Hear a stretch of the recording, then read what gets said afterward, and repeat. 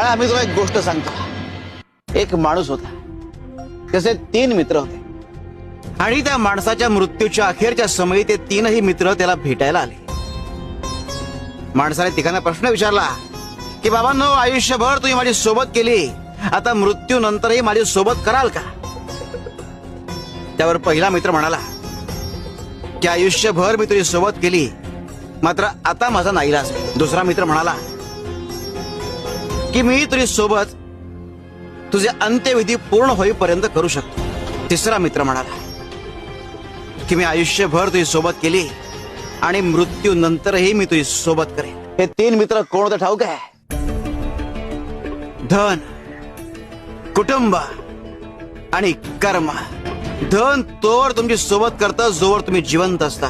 कुटुंब तोवर तुमची सोबत करतं जोवर तुमचे अंत्यविधी पूर्ण होत नाही. मात्र कर्म